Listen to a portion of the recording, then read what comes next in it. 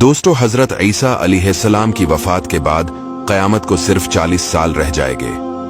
फिर एक खुशबूदार ठंडी हवा चलेगी जो लोगों के बगलों के नीचे से गुजरेगी, जिसका असर ये होगा कि मुसलमान की रूह कब्ज हो जाएगी और दुनिया में काफिर ही काफिर रह जाएंगे, उन्हें पर क़यामत कायम होगी।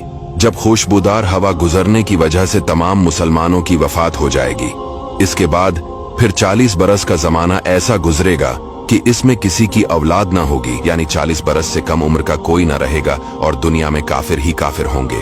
अल्लाह कहने वाला कोई ना होगा। कोई खाना खाता होगा, कोई खेती कर रहा होगा, गरज लोग अपने अपने कामों में मशगूल होंगे कि दफातन हजरत इसराफील अलैहिस्सलाम को सूर फूंकने का हुक्म होगा।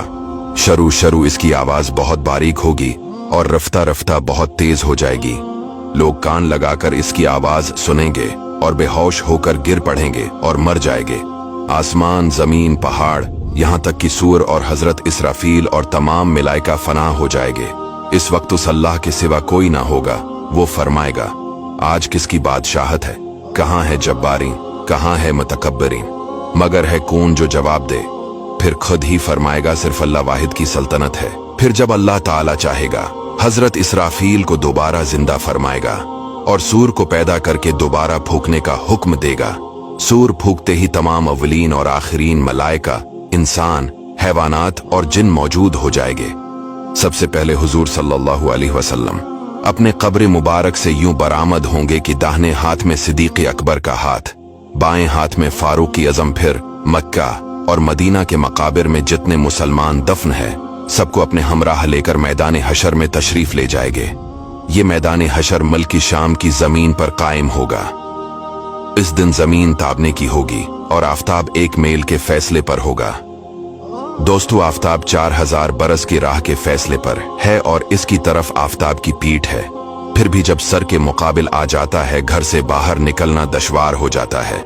इस वक्त की एक मील के फैसले पर होगा। तेज और गर्मी का क्या पूछना, और अब मिट्टी की जमीन है, मगर गर्मियों की धूप में जमीन पर पांव नहीं रखा जाता। इस वक्त जब ताबने की होगी और इस कदर से पसीना निकलेगा, 70 गुज जमीन में जज्ब हो जाएगा।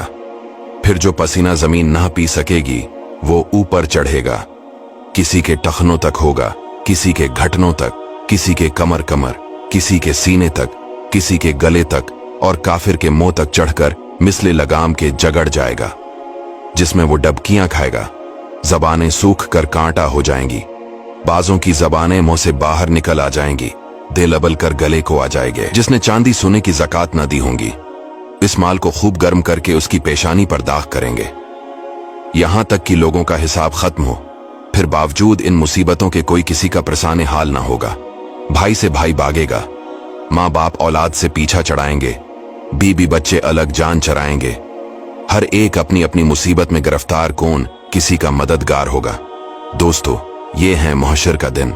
इसके बाद लोग तमाम नबियों के पास मदद के लिए पुकारेंगे, लेकिन कोई मदद नहीं करेगा सिवाय हमारे प्यारे आका सल्लल्लाहु अलैहि वसल्लम के। इसीलिए दोस्तों, अपने नबी सल्लल्लाहु अलैहि वसल्लम से मोहब्बत कीजिए। हुजूर पेशे हक मज़दा शिफात का सुनाते जाएंगे, आप रोते जाएंगे, हमको हंसाते जाएंगे। दोस्तों, इस वीडियो को शेयर जरूर कीजिए।